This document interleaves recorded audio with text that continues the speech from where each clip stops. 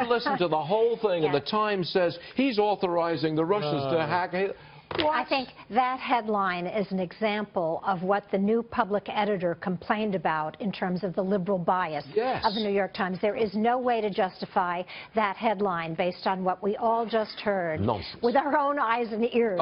However, the issue of the relationship between Russia, Putin, and Mr. Trump and his organization will not go away. The president has made a very serious implication.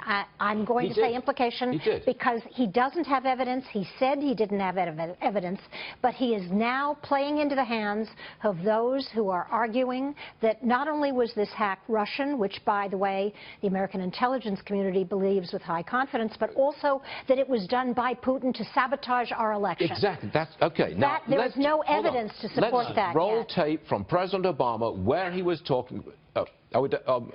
Let's hear what Trump had to say about it. Roll that tape. Today we have a different threat. We have a terror threat, and we have an ISIS threat. And by the way, ISIS isn't even mentioned. It's not even mentioned during the Democratic convention. And everyone's talking about it. The reason they can't mention it is because they grew it. You have to see it. Yeah, it could be Trump. Yeah. So it is so far-fetched. It's so ridiculous. Honestly, I wish I had that power. I'd love to have that power. But Russia has no respect for our country.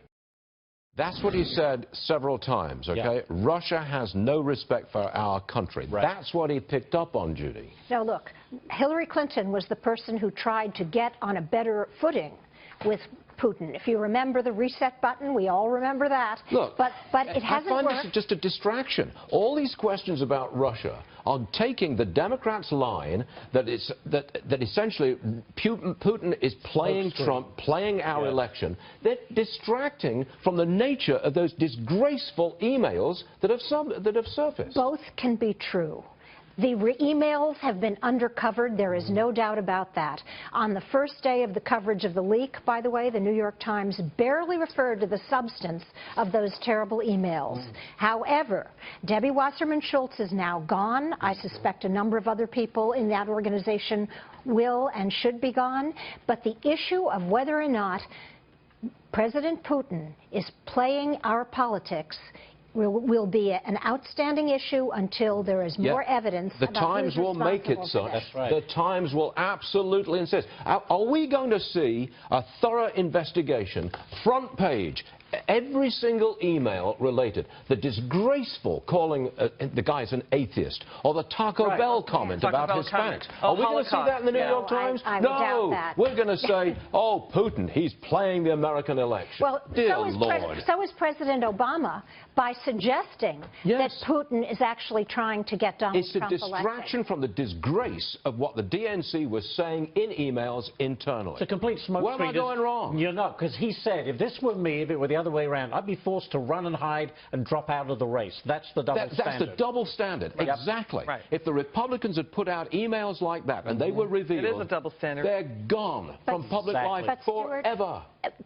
Donald Trump can put this issue to rest by releasing his emails, not the tax returns, not the current tax returns. Yes, because it will show whether or not there is Russian money in his organization. That's a total sidebar. I think that's the Democrat line. Put it to rest. Release your email. Release your tax return. That's a distraction. Another distraction. No, it's information Americans need to know about whether or not Donald Trump is an honest and capable businessman. Okay, we hear you. One and all, thank you very much indeed. It was fascinating, wasn't it? All right.